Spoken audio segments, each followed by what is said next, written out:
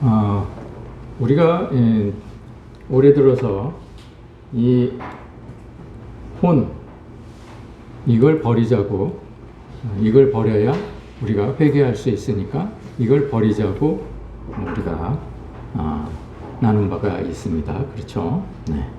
이걸 진짜 버려야 됩니다.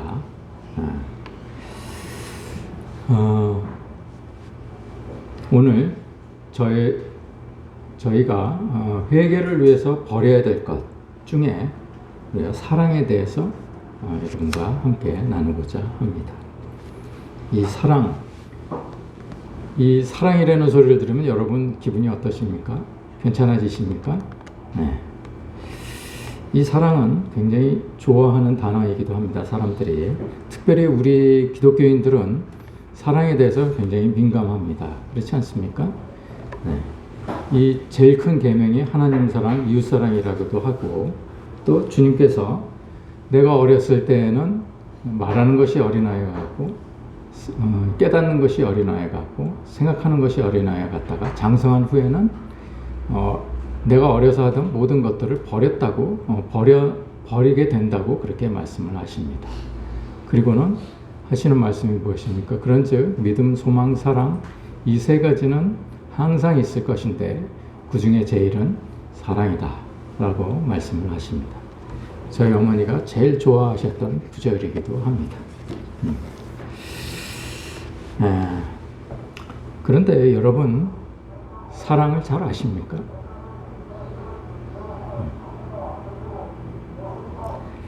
헬라어로요, 사랑이 네 가지 종류가 있다고 그랬습니다. 가장 쉬운 사랑이 뭡니까? 에로스 사랑입니다. 남녀 간의 사랑. 그렇죠? 그 다음 쉬운 사랑이 스톨게, 가족 간의 사랑입니다. 누가 가르쳐 주지 않아도 본능적으로 느끼는 감정입니다. 이게 부모 자식 간의 사랑입니다. 특히 아버지와 자식 간의 사랑을 얘기하는 것이죠. 그 다음에 우리가 어려운 것이 필리아입니다. 이거는 형제 간의 사랑, 이웃 간의 사랑을 얘기합니다. 그리고 우리가 염원하는 사랑이 있습니다. 이것이 바로 하나님 사랑, 아가페 사랑입니다. 그래서요, C.S. 루이스가 이렇게 얘기를 했습니다. 우리는 에로스에서 태어나고 스톨게에서 성장하고, 그리고 필리아에서 성숙되고 아가페에서 완성한다. 이렇게 얘기를 하기도 했습니다. 이거를 다 안다고 그래서 우리가 사랑에 대해서 잘 안다고 할 수 있을까요?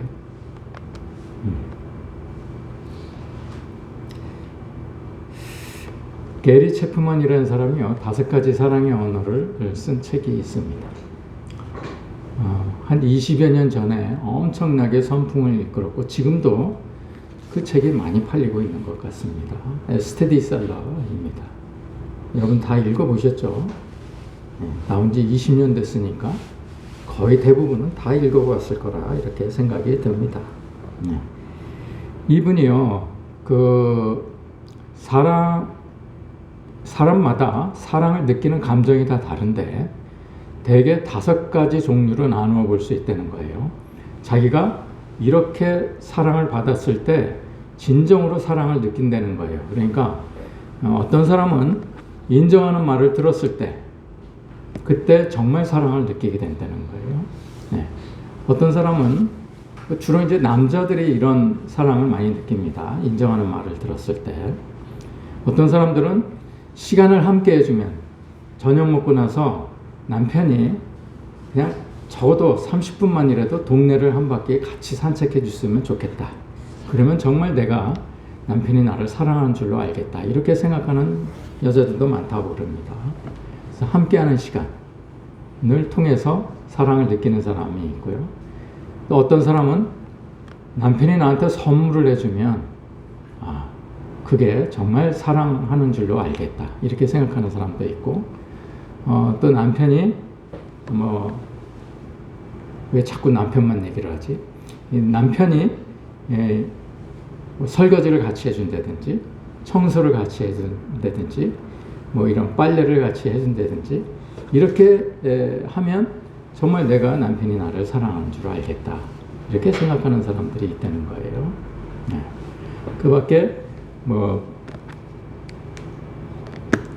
스킨십 이렇게 뭐 손을 만져주면은 그때 내가 사랑을 느낀다든지 뭐 이런 5가지 사랑의 언어가 있다. 그래서 배우자나 자식이나 무엇을 통해서 사랑을 느끼는지를 잘 살펴보고 아니면 정 알 수 없으면 서로 얘기를 해보고 상대방이 원하는 것을 우리가 해줌으로써 서로 사랑을 확인하자. 이런 얘기입니다.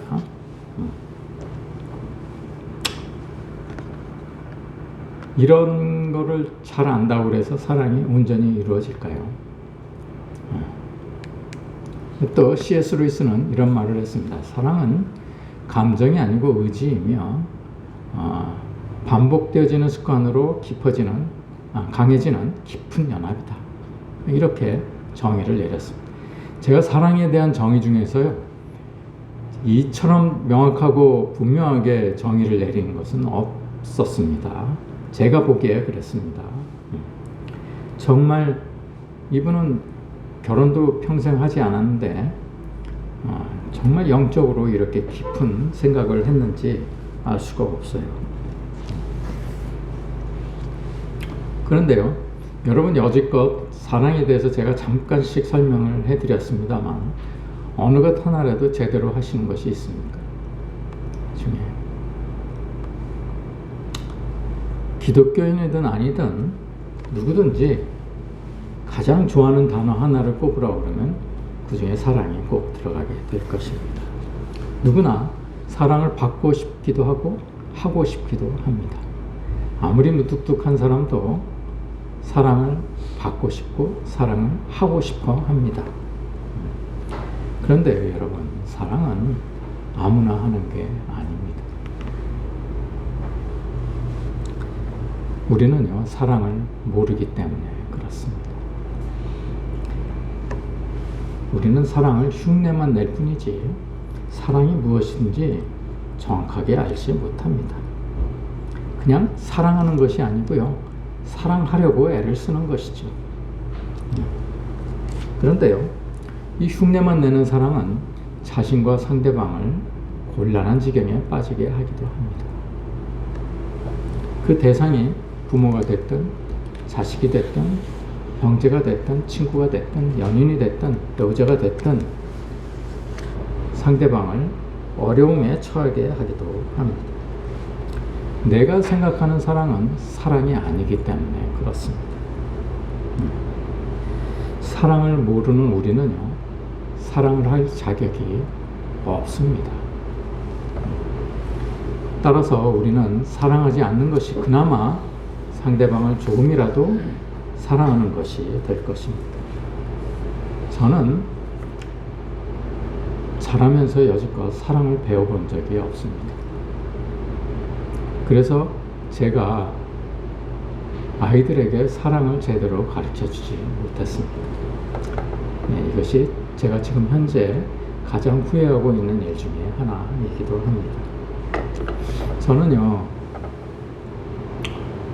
제가 태어날 때부터 우리 집에, 태어나기 전부터 우리 집에 자가용이 있었습니다. 외제 승용차가 있었습니다.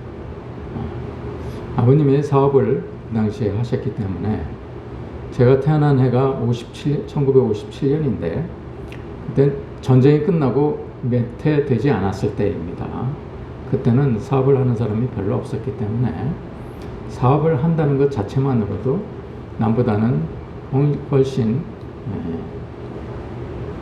여유 있는 삶을 살고 있을 때였죠. 저희 어머니는 한국은행을 다니고 있었습니다.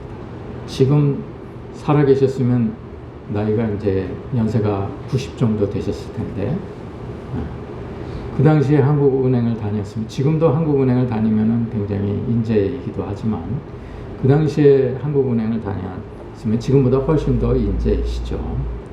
그래서 저는 그러한 가정에서 태어났습니다. 제가 요즘 유행하는 말로 엄친아라는 말이 있는데 제가 가만히 보니까 저를 얘기하는 거더라고요. 그 엄친아 가정에서 자랐습니다. 우리 집은 물질이 최고였습니다. 명예가 최고였고 사람들에게 인정받는 것이 최고였습니다. 그런데 사랑이 뭔지는 몰랐습니다. 아무도 아시는 분이 없었습니다. 아버님도 그랬고 어머님도 그랬고 제가 그러한 가정에서 태어나다 보니까 제가 그러한 가정에서 성장을 하다 보니까 제게 사랑이 무엇인지 알 방법이 도무지 없었습니다. 제가 아는 사랑이라고는 그저 흉내내는 사랑이었습니다. 아끼고 보살피고 생각해주고 이런 것이 사랑의 전부였습니다. 저는 우리 집에 오는 가난한 사람들, 동량을 얻으러 오는 사람들에게 한 번도 빈손으로 돌아가게 한 적이 없습니다. 집에 아무도 안 계시면 제가 제 용돈을 털어서라도 그분을 드렸고요. 제가 친구들을 만나면 제가 친구들에게 얻어먹기보다는 친구들을 사주는 편이 훨씬 더 많았습니다. 저는 어려운 사람들을 그냥 지나치지 않았습니다. 선하게 살려고 애를 썼고요. 그런데요, 지금 생각해 보니까 흉내낸 것이었습니다. 제가 착화되는 소리를 듣고 싶어서 어쩌면 그랬는지도 모릅니다. 아무도 보는 사람이 없어도 내가 그 일을 함으로써 누군가가 나를 착하다고 그렇게 인정해 주기를 바랐기 때문이 아니었나 그렇게 생각이 듭니다. 그런데요, 아무 소용이 없는 대품이었습니다. 아무 소용이 없는 사랑이었을 뿐이었습니다. 그것이 저는 사랑인 줄 알았는데 그게 사랑이 아니었던 것입니다. 그래서 하나님께서 저 같은 사람을 위해서 사랑할 기회를 주시려고 말씀을 주신 것 같습니다. 우리가 오늘 본문을 살펴보면요, 사랑이 무엇인지 조금은 알게 해주십니다. 조금 알게 해주신다는 것도 배가 있을지 모르겠습니다. 알 수 있을 것 같은 것이죠. 엄격하게 얘기하면. 그날이 오면 주님께서 우리를 두 부류로 나눈다고 하십니다. 인자가 자기 영광으로 모든 천사와 함께 올 때에 자기 영광의 보좌에 앉으리니 모든 민족을 그 앞에 모으고 각각 구분하기를 목자가 양과 염소를 구분한 것 같이 하여 양은 오른편에 염소는 왼편에 두리라. 하나는 양, 다른 하나는 염소입니다. 중간은 없습니다. 구원받을 자 아니면 구원받지 못할 자 둘밖에 없습니다. 주님께서 양으로 분류한 사람들에게 그 이유를 이렇게 설명을 하십니다. 내가 줄일 때 너희가 먹을 것을 주었고 내가 목마를 때 너희가 마실 것을 주었고 내가 나그네 되었을 때 나를 영접하였고 헐벗었을 때 입을 것을 주었고 병들었을 때 옥에 갇혔을 때 와서 보았느니라 하셨습니다. 그러니까 양들이 얘기합니다. 저희가 언제 주님이 줄일 때, 목마를 때, 헐벗었을 때, 나그네 되었을 때 우리가 언제 그렇게 했습니까? 이렇게 얘기를 합니다. 그러니까 주님께서 뭐라고 그러십니까? 내가 진실로 너희에게 이르노니 너희가 여기 내 형제 중에 지극히 작은 자 하나에게 한 것이 곧 내게 한 것이니라. 이렇게 말씀을 하십니다. 지극히 작은 자, 엘라키스토스. 이 말은요, 문자 그대로 하면은 아주 작은 자입니다. 지극히 작은 자. 그런데 이게 어린아이를 뜻하는 것이겠습니까? 그렇지 않습니다. 갑자기 왜 여기서 어린아이가 튀어나오겠습니까? 여기서 지극히 작은 자라는 것은 줄인 자, 목마른 자, 헐벗은 자, 옥에 갇힌 자, 병든 자를 얘기하는 것입니다. 아무 가치가 없어 보이는 사람, 이런 사람들을 얘기하는 것입니다. 옛날에요, 나그네는요, 동네에서 지금은 우리가 뭐 도시화되었기 때문에 길에 만나는 사람들이 아는 사람이 뭐 없는 경우가 더 많지요. 그래서 뭐 누가 나그네인지 내가 나그네인지도 모르는 상황이지만 시골에만 가도 누가 낯선 사람이 타고 오면 대번에 압니다. 그죠? 옛날에는 나그네 된 사람이 동네에 오면 적으로 간주했습니다. 이 사람이 우리 마을을 치려고 정탐을 하러 온 사람인가? 이렇게 생각해서 배척을 했습니다. 이런 배척당하는 자, 이런 사람을 얘기합니다. 배척당한 자 하면 누가 생각납니까? 예수님이 생각나시죠. 그런데 우리가 그 사람이 어떻게 줄인 줄 알고 목마른 줄 어떻게 알겠습니까? 저처럼요, 흉내만 내는 사람들은 알지 못합니다. 그 사람이 먹을 것이 필요한지 아니면 마실 것이 필요한지 저처럼 흉내만 내는 사람은 도무지 알지 못합니다. 그런데 사람을 집중하면 그 사람의 필요가 뭔지에 집중하면 알게 된다는 것입니다. 그러면 우리가 그것을 알 때 선한 사마리아인처럼 행동하라, 이 얘기입니다. 내가 우연이라도 감옥에 갇힌 사람들을 보거든 그를 위해서 할 수 있는 일을 다 하라고 하십니다. 그러나 사실 이것도 쉽지 않습니다. 우리는요, 내게 잘하는 사람들만 사랑합니다. 아니면 나하고 관계 있는 사람들, 내 가족, 내 형제, 우리 교인, 이런 사람들만 사랑하기가 쉽습니다. 전혀 모르는 사람은 거들떠보지가 않습니다. 그러나 우리가 거듭나게 되면 이 일이 자연스럽게 이루어질 것입니다. 우리가 주님과 같은 품성을 지니게 되기 때문에 그렇습니다. 베드로의 사랑은요, 거듭나기 전과 후가 전혀 다릅니다. 거듭나기 전에는요, 예수님께서 내가 잡혀서 십자가에 달리고 죽은 다음에 사흘 만에 다시 살아나리라고 제자들에게 말씀을 하시니까 베드로가 어떻게 얘기합니까?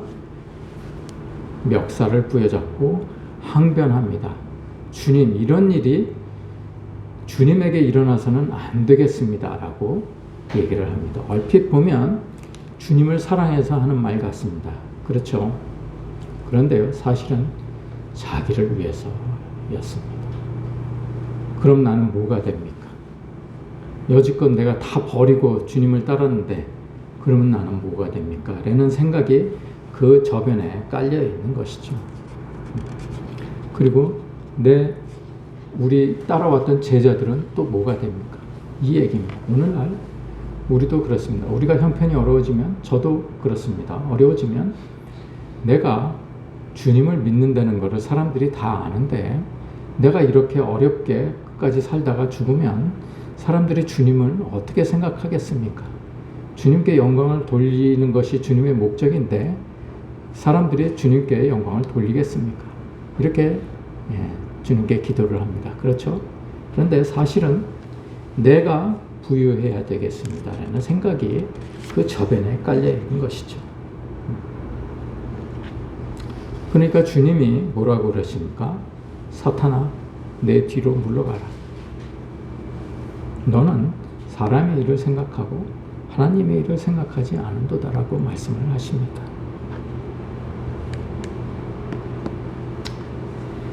냉정하게 말하면요, 거듭나기 전의 사랑은 사탄의 사랑입니다.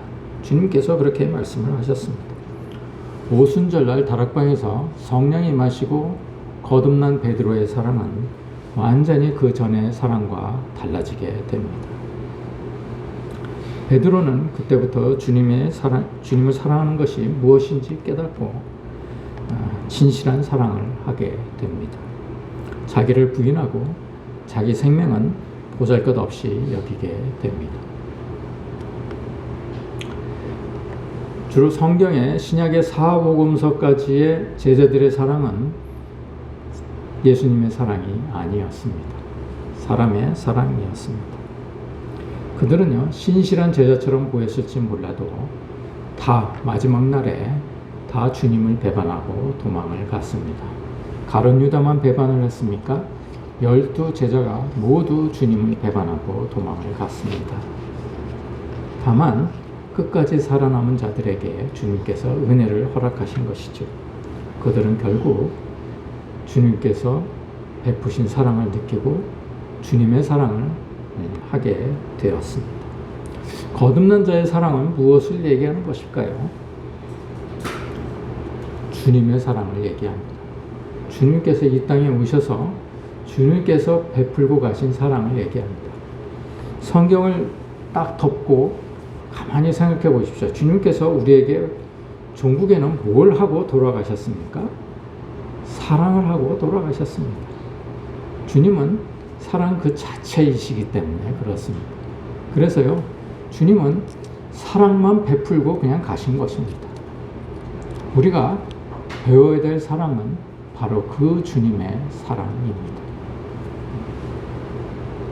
진정한 사랑은요, 주님을 쫓는 사랑을 얘기합니다. 진정한 사랑은 16장에 힌트가 나와 있습니다. 그것이 무엇입니까? 이에 예수께서 제자들에게 이르시되 누구든지 나를 따라오려거든 자기를 부인하고 자기 십자가를 지고 나를 따를 것이니라. 사랑하는 사람은요, 자기를 부인합니다. 여러분, 손주를 보는 할아버지 할머니의 얼굴을 보십시오. 나사가 하나 풀린 것 같아 보이지 않습니까? 이러고 보지 않습니까? 전혀 평소의 얼굴이 아닙니다. 그렇죠? 남들이 보면요, 이상한 사람처럼 보입니다. 그렇죠? 뭐 바보는 아니지만 그분이 자기를 부인하고 아이를 보기 때문에 그렇습니다.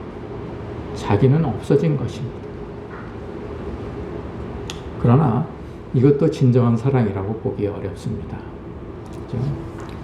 할아버지가 하고 보면 할머니가 옆에 있다가 아이고 혀를 끌끌 차면서 조금 있다가 자기도 하고 쳐다보지요. 근데 이게 진정한 사랑입니까? 조금 있으면요, 귀찮아지고 피곤해집니다. 그렇죠? 그래서 그 할아버지 할머니들이요, 손주들이 오면 반갑고 가면 기쁘다고 얘기합니다. 엄마가 아이를 양육할 때도요, 아이를 진정으로 사랑하는 것 같지만 그렇지 않습니다. 자기가 피곤하면 아이를 놔두고 그냥 잡니다. 아이가 잠들지 않았는데도 자기가 잡니다. 왜 잡니까? 피곤해지니까 자는 것입니다.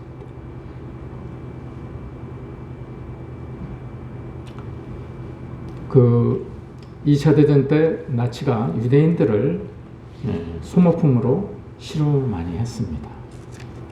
그렇죠? 머리를 몇 번 때리면 죽는가? 사람은 머리를 몇 번 때리면 죽는가? 사람은 톱으로 어디를 자르면 죽는가?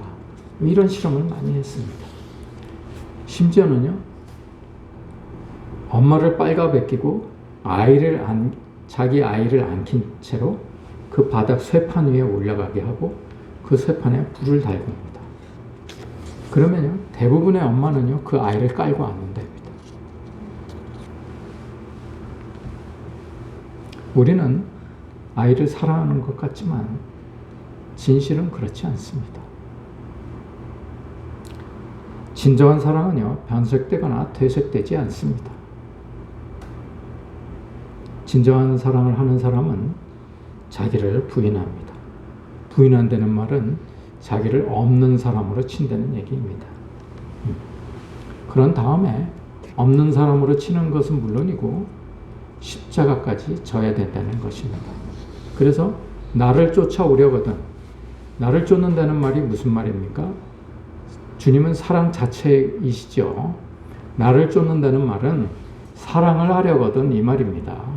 너희가 사랑을 하려거든 자기를 부인하고 자기 십자가를 질 것이니라 라고 말씀을 하시는 것입니다. 여러분 그렇게 하고 계십니까? 따라서 여러분 사랑하지 마십시오. 자식도 사랑하면 안 됩니다. 아직 여러분들 사랑할 준비가 안 되어 있기 때문에 그렇습니다. 준비가 안 된 사랑을 자식에게 베풀면요, 자식에게 원망을 듣습니다. 그렇죠? 자식도 품을 때 품어야지 다 큰 자식을 억지로 품으려고 하면 그 날개가 찢어지게 마련입니다. 남편도 사랑하지 마십시오. 남편을 아마도 소유하려고 할지 모르기 때문에 그렇습니다. 아내도 사랑하지 마십시오. 자기가 아내를 찌르는 흉기가 될지 모르기 때문에 그렇습니다.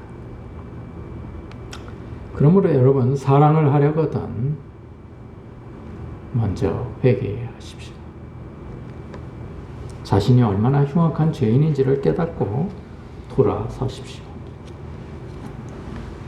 어떤 목사님이 그러시더라고요. 어떤 목사님 사모님은 자기 옆에서요, 늘 다른 목사님의 설교를 듣는데요. 예. 그러고는 심지어는 그 목사님 설교 들어보라고 이렇게 또 틀어준다는 거예요. 근데 그 목사님이 자기가 그럴 때마다 자괴감이 된다고 그래요. 예. 근데 그 사모님이 그 목사님을 미워해서 그랬겠습니까? 무시해서 그랬겠습니까? 그 목사님을 사랑해서 그랬겠죠. 예. 뭔가 좀 깨닫고 좀 설교도 제대로 하고 그러라는 얘기겠죠. 예. 그런데 그 목사님은 그렇게 생각되지 않았던 것이죠. 만약에 그 목사님이 거듭난 분이었다면 아마도 자괴감이 들거나 열등감에 빠지지 않았을 것입니다. 서운하게 생각하지도 않았겠죠. 자기를 부인한다는 말은요, 또 자기 권리를 포기하는 것입니다. 우리를 해롭게 하는 사람, 거만한 사람은 우리가 미워할 권리가 있습니다. 그렇죠? 그런데 그 권리를 포기합니다. 우리를 만약에 위험에 빠뜨린 사람이 있다면 우리는 그를 사랑하지 않아도 될 권리가 있습니다. 그렇죠? 그런데 자기를 부인하는 사람은 그 권리를 포기합니다. 누가 내 뺨을 치면 나도 그 사람의 뺨을 칠 권리가 있습니다. 그런데 자기를 부인하는 사람은 그 뺨을 치지 않습니다. 그 권리를 포기하기 때문에 그렇습니다.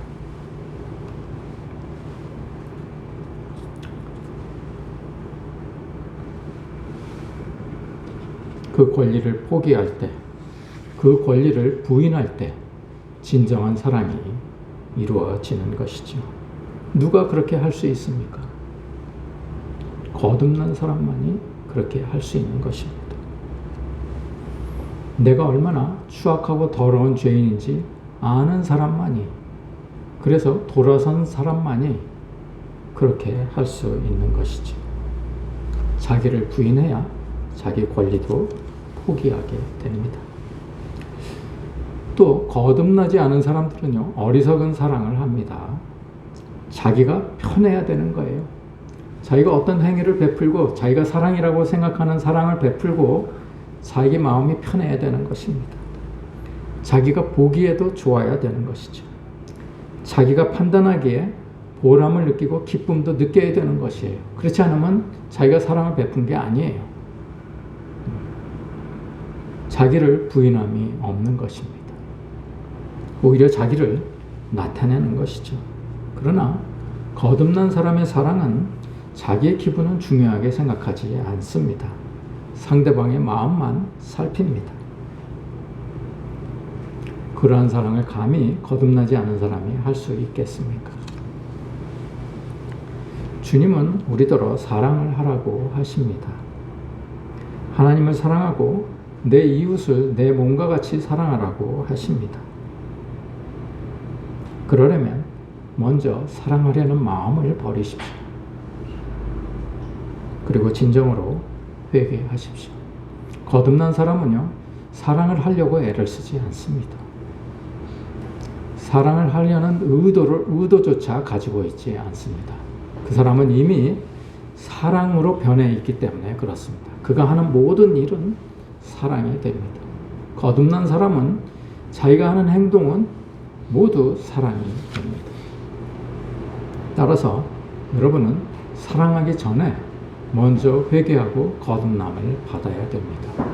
그러면 여러분이 하는 모든 행위와 생각은 사랑이 될 것입니다.